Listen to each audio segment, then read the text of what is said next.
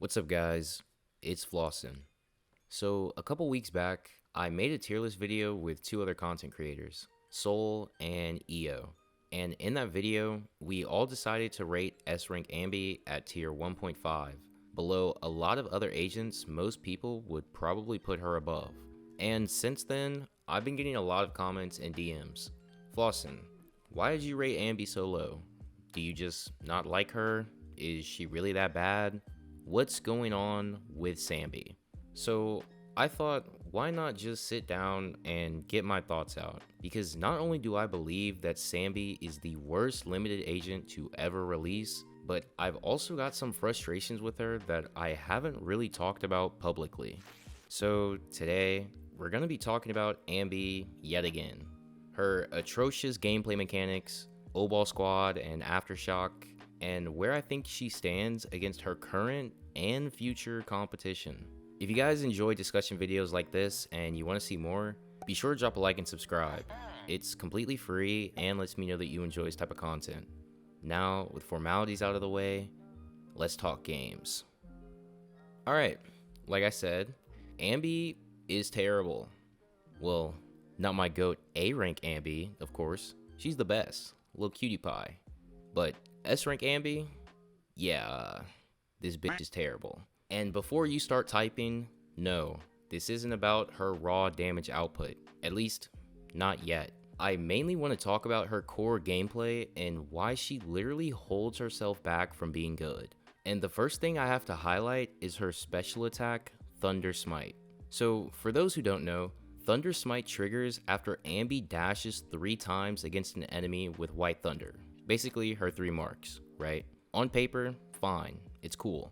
But here's the thing, Anby almost never procs this attack outside of fighting bosses, and it's entirely because of her targeting. Let me give you an example.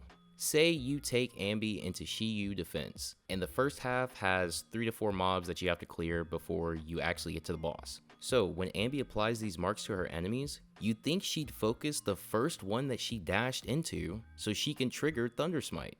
But no, Anby goes full Miles Morales and says, nah, I'ma do my own thing, and just dashes to the closest enemy instead. And yes, I know that this lightning strike doesn't hit hard. Its multiplier maxes out at 376%, but that's not the point. If it's in her kit, why are you making it so unreliable? It kind of feels like a design oversight that has just been completely ignored. And I know the simple solution to fix this. Oh, just play Nicole. Nicole fixes the problem. And yeah, I will say she does fix the grouping problems that Anby has. But to be honest, I think that actually segues perfectly into my next issue with Anby, which is the limitations of her team options. Basically, Samby has 4 teammates in this game.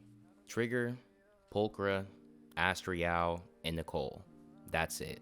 She's basically just like Jane Doe. She wants to stay on field as much as possible. If you aren't doing that, you're cutting into her damage, which means you're never swapping her stunner onto the field unless you have to. And realistically, you're almost never replacing Pulchra or Trigger on the team because of their off-field setup of days. And I can already hear the counter argument now. Flossin, I run S-Rank Anby with Xing Yi. I play her with Jafufu. I just played her with Lucy, and she works fine. You can clear content with it. And yes, you can clear content in that way. You can clear with almost anything, but it's not the intended experience of Samby, and it's nowhere near as smooth or satisfying. If you want to play this character the way she was designed, you either run Trigger or Pulchra as your off-field stunner, Astra Yao, who sits back and does nothing for max value. Yes, I'm throwing shade at Astra, this agent is boring. Or Nicole to group mobs. And honestly, at this point, it feels like she depends on these 4 agents way more than they depend on her. And this could be due to Anby just being a DPS agent and bearing the burden that comes with that in gacha games, but I think it's way more than that, especially when you realize the terrible mechanic they've tied to this character, Aftershock. Now, when Anby and Trigger were revealed in 1.6, they were pitched as agents introducing a brand new type of damage, Aftershock. And I'll be honest, that's what got me hyped. I thought we were looking at a true archetype here. Maybe we'd get W engines that boosted this damage, future agents that added new effects to it, or even just extra layers of depth that made it interesting to play around with. But fast forward to today, and Aftershock just feels like a fancy name for this character does attacks off field. Trigger does it, Pulcher does it, even Yuzuha does it, and there's been no expansion, no extra depth, and no identity. And this is where I start getting confused, because Anby's twist is that her Aftershock attacks are on field.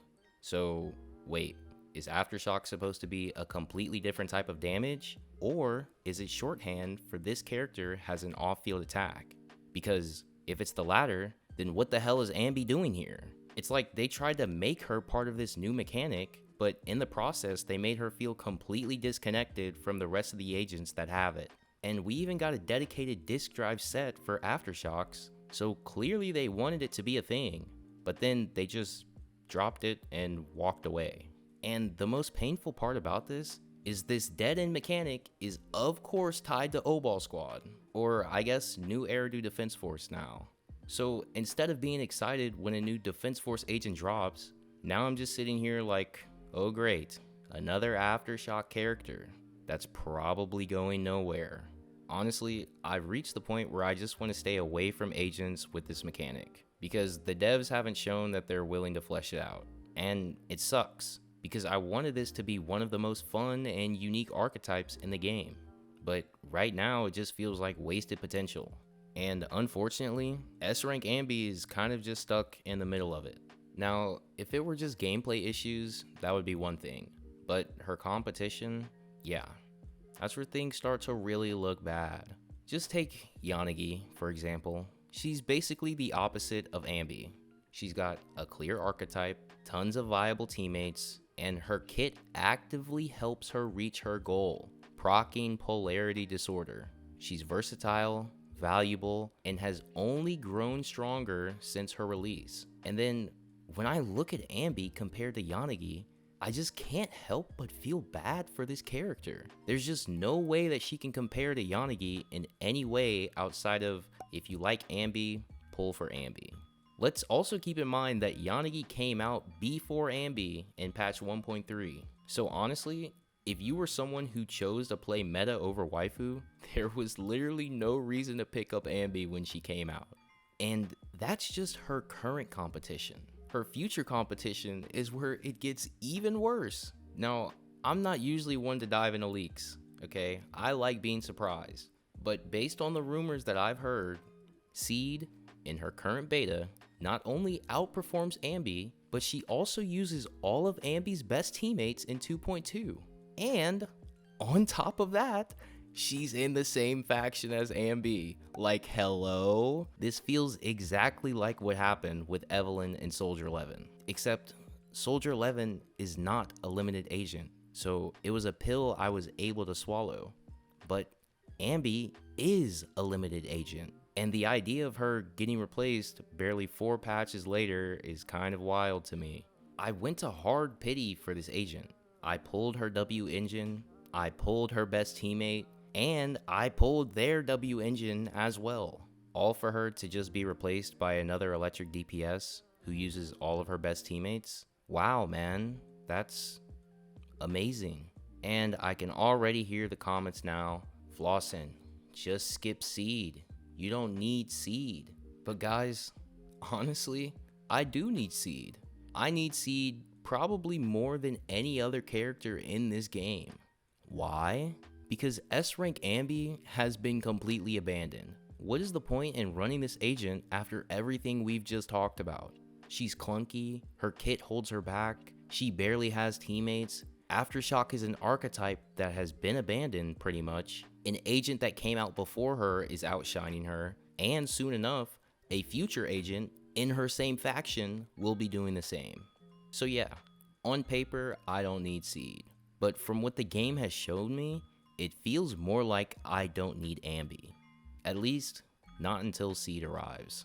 As someone who's followed Obol Squad since day one, it's frustrating to see Anby reduced to a placeholder until the next electric DPS drops. I'm not asking for Anby to be broken, but I don't see the point in playing this agent if Seed is just gonna swoop in and replace her in all of her best teams. It just seems like there was no point in me pulling this agent.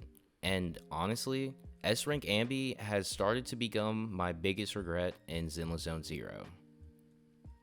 But yeah, I think that's enough doom posting out of me. Guys, as much as I want to stay optimistic, I'm not gonna sugarcoat it. I'm pretty worried about this character. I pulled for Anby because I enjoy her and I want her to be the mainstay of my electric DPS, not just a placeholder until Seed decided to show up. It's why I invested so heavily into her banner when she released. And again, I'm not asking for Anby to be broken. I just want her to have the flexibility or even a tiny bit of staying power that Yanagi has proven an electric agent can have. And right now, she doesn't have it. And the fact that we're even having this conversation before Seed is out is just not great. Now, I'm really hoping I'm wrong on this situation, and because of that, this whole thing has me really curious. What do you guys think? How do you feel about S-Rank Anby now that I've shared my piece? Do you like her, hate her, and do you agree with anything that I've said in this video? Or do you think I'm completely wrong? Let me know in the comments down below.